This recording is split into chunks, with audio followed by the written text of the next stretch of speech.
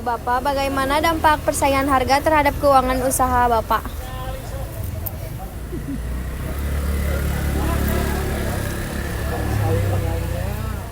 Nggak ada Bapak mah jadi nggak ada persaingan, maksudnya ini mah jualan aja gitu. Jadi nggak ada. Nggak ada. Nggak apa-apa, itu bagus tapi nggak ngaruh. Saya kan lebih mahal terusnya di sini tapi nggak ngaruh. Buat rezekinya di sini nggak ngaruh, tapi harganya lebih mahal memang, tapi nggak ngaruh. Di depan ada batagor, itu ada. Untuk sementara ini ya banyak perselisihan, banyak dampaknya juga, banyak kekurangan sih. Kalau nggak beda sama tahun-tahun kemarin, tahun sekarang banyak penurunannya gitu. Apa Bapak pernah mengalami kerugian besar atau kecil? Terus bagaimana Bapak mengatasinya? Ya namanya juga ya, yang jualan pasti ada wae kerugian kecil ya. Ya biasa nih, jadi Bapak ya pegang awal terus besoknya lagi kegantian lagi gitu nih. Misalnya enak rugi besok alhamdulillah gitu ke gantian ya. Oh, mengatasinya kalau lagi ada untung besar kan kita sisipin, suatu saat kita akan nggak mungkin selamanya dagang terlalu ramai kan, buat nutupin yang lagi sepi. Kalau besar enggak, kalau sedikit-sedikit nggak pernah. Bagaimana cara mengatasinya?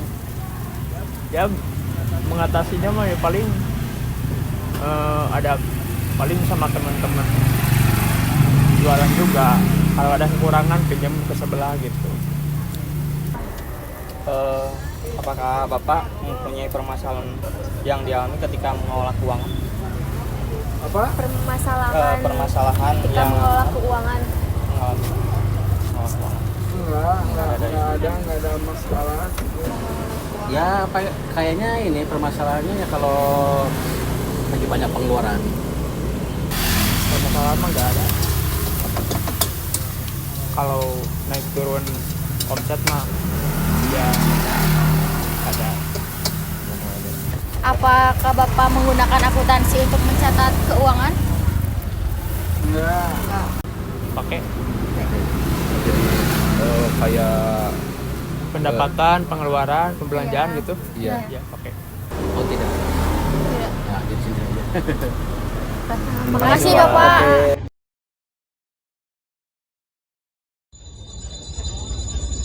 Dari beberapa narasumber yang telah kami wawancarai, bahwasanya dampak dari perubahan harga terhadap keuangan usaha pedagang itu tidak terlalu signifikan, tapi ada satu narasumber yang bisa dibilang sangat berpengaruh karena dalam perubahan harga yang bisa dibilang tidak terlalu signifikan, tapi itu membuat dampak yang cukup besar.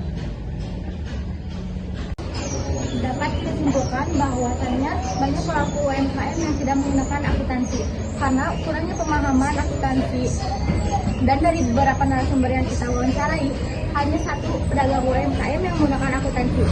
Dan kita simpulkan bahwa banyak yang tidak paham apa itu akuntansi.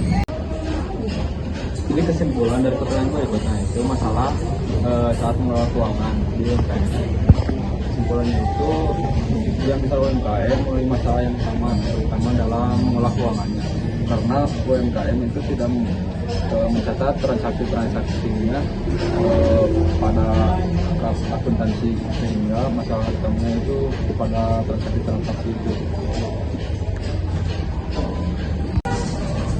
Jadi bisa kita simpulkan dari pertanyaan nomor 4, yaitu tentang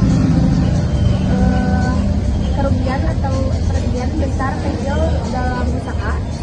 Bisa menutupi kerugian dengan peroleh uang dari keuntungan, dan sebagian lainnya menjawab menutupi kerugian dengan meminjam kepada pengusaha lain atau pedagang lain.